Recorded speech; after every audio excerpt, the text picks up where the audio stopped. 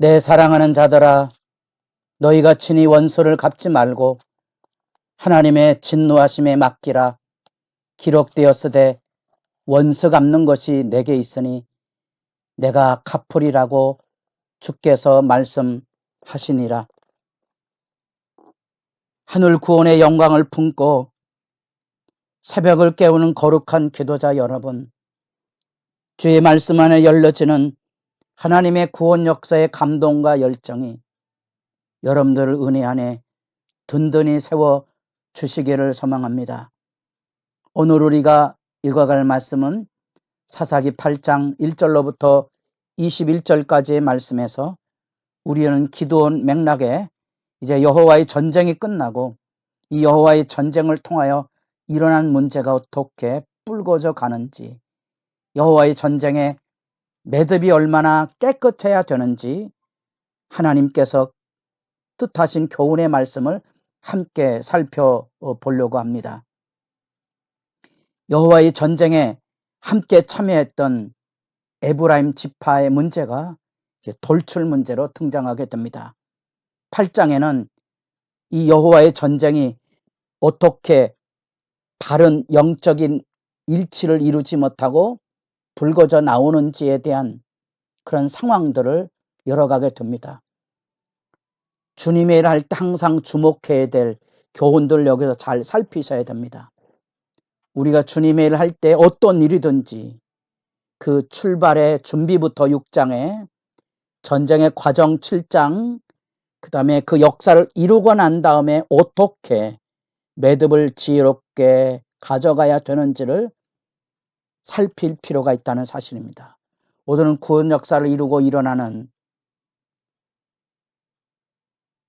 매듭을 어떻게 지어가는가에 대한 지혜의 말씀을 살피게 되는데, 이 여호와의 전쟁에 기드온이 12지파의 협력을 이루어서 이루어가야 될 지파의 연합과 유대를 제대로 이루지 못하고, 이유가 여러 있겠죠.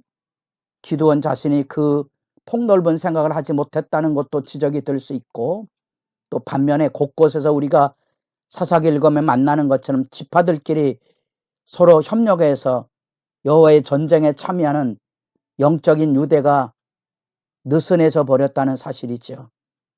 그래서 함께하지 못했던 거지요.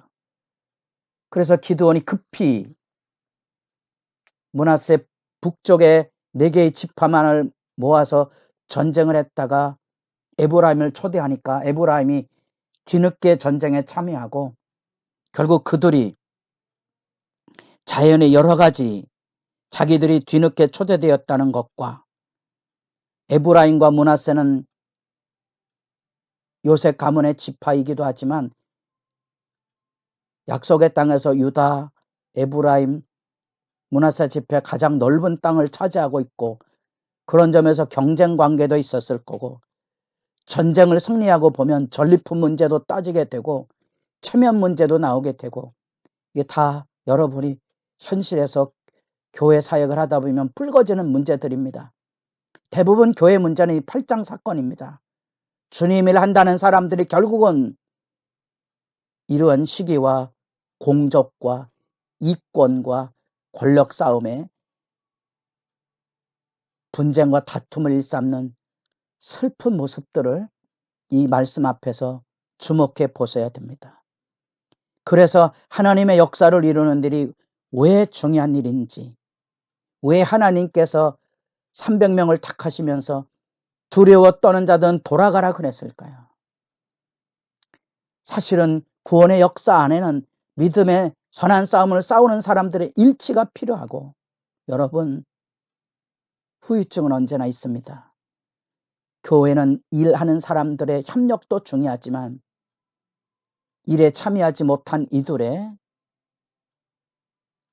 정직한 유대가 요청되고 있다는 사실입니다. 어쩌면 교회 분란은 일하는 사람들이 아니라 일하지 않는 사람들의 시기와 장투 때문에 언제나 말려 들어갑니다. 8장은 우리에게 그런 현상을 적나라하게 보여줍니다. 그래서 결국은 이 기드온의 사역에 대한 시기와 경쟁심, 전리품의 야욕, 이런 문제를 가지고 시비를 걸게 되고, 그것 때문에 자칫 지파 간의 경쟁에 휘말릴 상황으로 몰아쳐 갑니다. 나중에 여러분들이 입다의 사건으로 내가보면 지파 분쟁까지 일어나게 되는 것을 보게 되고요. 에브라임 지파는 특별히 북쪽 지방의 우두머리 지파로서의 위세를 가지고 있기 때문에 여호수아서 17장에 가보면 땅을 많이 차지하고도 자기 땅이 좁다고 여호수아에게 와서 청원하는 모습들을 보게 됩니다. 이런 것들이 영적인 싸움에 일어나는 그런 돌출 문제들이구나 하고 여러분들이 그 말씀을 읽어가며 하나님 앞에 기도의 본분을 좀 살펴보셔야 될 것입니다. 그때 이 기드온은 이 에브라임 지파의 사람들을 달랩니다. 달래면서 유명한 말을 합니다. 그 유명한 말은 2절에 내가 이제 행한 일이 너희가 한 것에 비교되겠느냐. 에브라임의 끝물 포도가 아비에셀의 만물보다 낫지 아니하냐고 기드온이 자기를 낮춥니다. 내가 한 일은 그저 만물 포도의 처음 열매를 거두는 그런 일이었고 가장 소중한 마치 알곡을 거두는 것처럼 아주 풍성한 포도를 거두는 만물 포도의 역사는 여러분이 행한 거 아닙니까? 하고 그들에게 자기를 낮춰서 무마를 시키고 급히 다시 요단 동편으로 돌아가서 패잔병들을 나머지 1만 5천이나 되는 패잔병들과 아직 체포하지 못했던 미디안의 왕들을 잡으러 갑니다. 그곳에서 우리가 흔히 가치바의 땅으로 알려졌던 수곡과 분우엘 지역을 지나가며 그 미디안의 300 용사들이 전쟁에 지치고 상했을 때 그들에게 도움을 청하게 됩니다. 그 도움을 청하게 될 때 이 숫곳이란 이름 자체가 쉼터거든요. 그런데 그들에게 냉대를 받습니다. 아마도 요단 동편은 왕의 대로를 중심으로 이루어지는 무역로가 있었기 때문에 미디안은 특별히 이런 대상 무역을 할 뿐만 아니라 유목민으로서 활동을 많이 했었고 그 미디안의 근거지 중에 하나가 이 숫곳 부근의 갈골이라는 곳에 있었기 때문에 섣불리 그들을 도와줄 수는 없었을 거예요. 그럼에도 불구하고 이 여호와의 전쟁에 불참한 것에 대한 안타까움을 우리가 생각해 볼 수 있고요. 그들이 가칫바 사람인지 아닌지는 추정하기 어렵지만 어쨌든 기드온의 요청에 대해서 냉대를 하고 기드온은 그것에 대해서 분노하게 되므로 그들에게 보복이라는 저주를 퍼붓고 돌아섭니다. 그리고 미디의 왕을 체포합니다. 아마도 우리가 숫곳과 분우엘을 통하여서 기드온이 분노에 차 있다는 사실을 생각하게 되고요. 남은 그 미디안 왕의 체포를 긴급하게 급습을 해서 그들을 체포할 때 그들의 입으로 그들이 저지른 만행에 대하여 자기 혈육이라는 사실을 통하여 그들을 잔혹하게 살해하는 모습을 보게 됩니다. 그 살해하는 모습 안에 자기 아들을 세워서 이 미디안의 왕들을 처단하려고 합니다. 아마도 자기 아들을 왕자처럼 강하게 키우려고 하는 후계자로서의 모습과 미디안의 왕에 대한 모욕과 수치를 가하려고 하는 이중 의도를 가지고 그가 그에게 그를 처단하기를 원했지만 두려워서 그 아들은 그것을 행하지 못합니다. 그러자 기드온이 그들을 처단하고 21절 끝구절 기드온은 일어나 세마와 삶은 날을 죽이고 그들의 낙타목에 있던 초승달 장식들을 떼어서 가지니라. 전리품이지만 이게 왕의 장식품이거든요. 우리가 하나님의 말씀을 읽어갈 때 이런 역사서와 같이 구조가 짜여지고 있는 말씀 이야기들 속에는 실마리 들이는데 이후에 이런 왕적 권세에 대한 유혹이 기드온을 어둡게 지배하고 있는 모습을 보게 될 것입니다.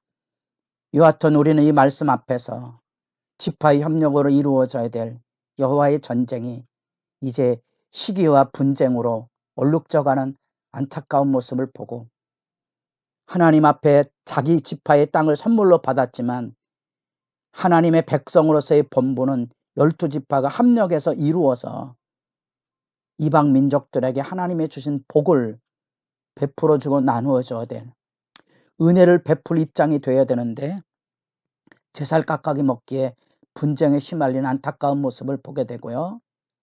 이 과도한 전쟁의 광풍이 몰아치자 기드온도 이 보복의 악순환에 휘말려 들어가게 됩니다. 권력이든지 전쟁이든지 한번 잡히게 되면 그 거침없는 인간의 야욕에 포로될 수 있다는 사실, 언제나 힘은 있을 때 조심해야 되는 유의성을 살피셔야 되고요. 그래서 이만큼 우리가 주님의 사역을 할 때 언제나 조심해야 될 부분과 더불어 절제의 필요성도 철저하게 자성의 시간을 가져야 되고요.